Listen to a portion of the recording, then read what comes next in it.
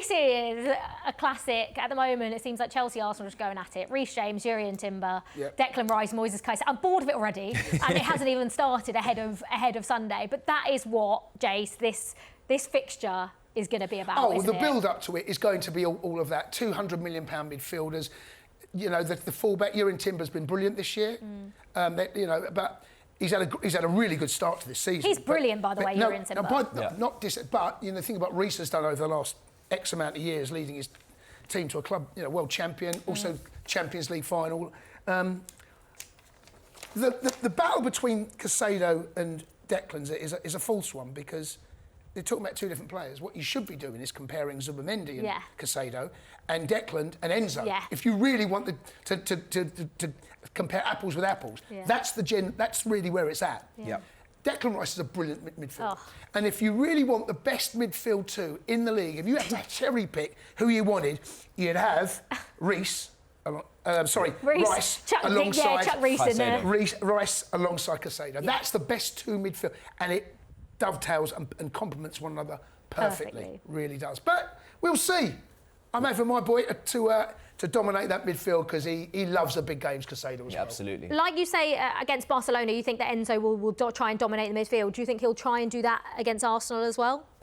That one I can't call. I really can't call what's going to happen in that game, because we're under pressure to win. So we have to have the mindset that we're going to get goals and we're going to attack. So how we go about doing that, I don't know, but we have to win. Sorry to interrupt, do you not think they're under more pressure to win? I don't think so. I think they could easily get a draw out of that, especially after the week that's gone. City lost to Newcastle, Liverpool lost at home to Nottingham Forest. Neither of them, Liverpool especially, they're out of it now, 11 points behind for me. I think their inconsistencies, just too far gone. Arsenal have built up that gap where they can afford to take a point at Stamford Bridge, the team that's second, and keep going along with their merry way into the Christmas period. Whereas us, it depends what we're going for. If we're going for top four, a draw is not a disaster. We keep it moving. But if we want to be talking about a title contending season, which I think we should be trying to be involved. No one wants to see Arsenal lift the Premier League title in London. Nobody wants to see that parade.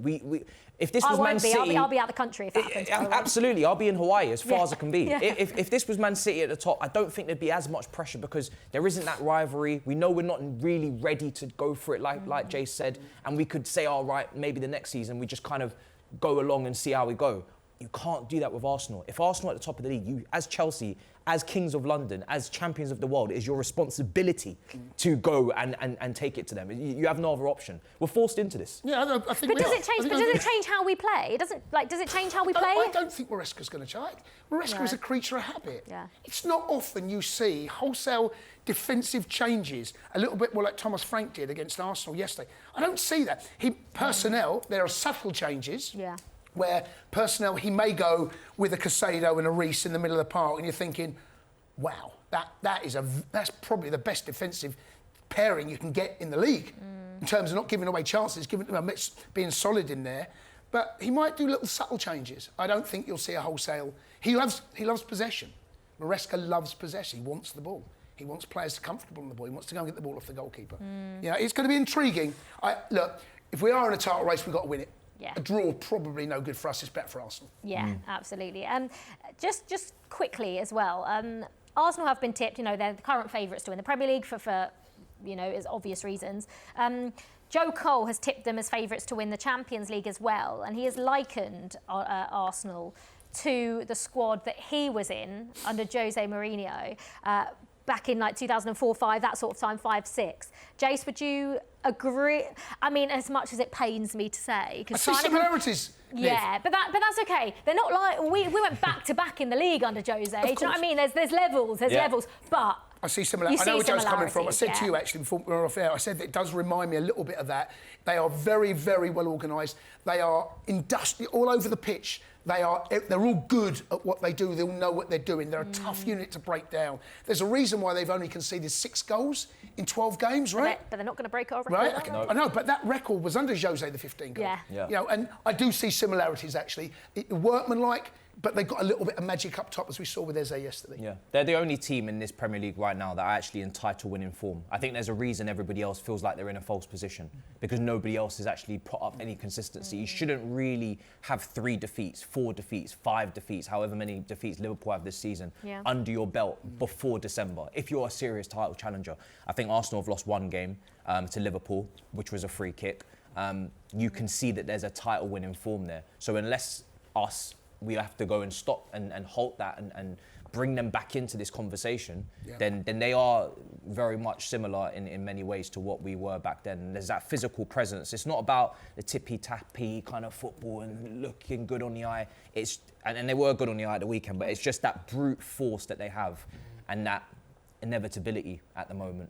I don't want to touch too much on Arsenal because obviously this is a Chelsea show and we want to talk about how brilliant we are and how brilliant we have been. But I have to talk about Havertz Eze because, I mean, I love him. I love him as a player. I think he's absolutely brilliant. To do that in the North London derby, does that automatically mean he starts in the number 10 with Martin Odegaard coming back from injury against Bayern Munich and Chelsea? Well, it'll be interesting what Arteta does on Wednesday, because the points are made about the game is bigger against us on the Sunday than it is for Wednesday against Bayern, because how well they've done the Champions League so far. Why not? I mean, you don't. I want to put him out on the left. Why would Get Odegaard back in the 10 and chuck Eze out on the left. By the way, can I just say, Arsenal scored 4 goals in open play, no set pieces yesterday. Yeah. They were actually, you know. They were good. Spurs were garbage. Yeah. Spurs basically, you know, rolled over and had their tummies tickled. Right? We won't do that on Sunday. No. That's for sure. Carbon copy as our game. We were brilliant. Tottenham were awful in our game. Same thing. Yeah, absolutely. Chelsea-Barcelona, how do you see it going, Jace? I mean, I want to say a win, right? This is the thing, when I think of Chelsea, a one-off game. I want wins in both. Yeah, 2. I reckon it's going to be 6 points. What do you really think is going to be? What I really think, they feel both like draws, actually. Yeah. They do. That's how they feel, taking my Chelsea hat off. If I had to, you know, if I had to put £1 of Cundy money on it on talkSPORT bet, I would probably go both draws. Can you put your Chelsea hat back on, please, and then tell us? 2-1 in both.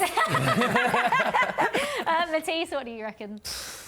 I mean, if I'm prioritising, if I had to pick a win in one, I'm obviously going to take Sunday. But, boy, if we could get can get you imagine 2 wins? the next show that we do? We've got a win off. I don't think I'd be here. I'd be off celebrating. We might be on the tables. Yeah, you know what I mean? we'll be doing, 100%. We don't need these chairs, squeaky or no squeaky. I think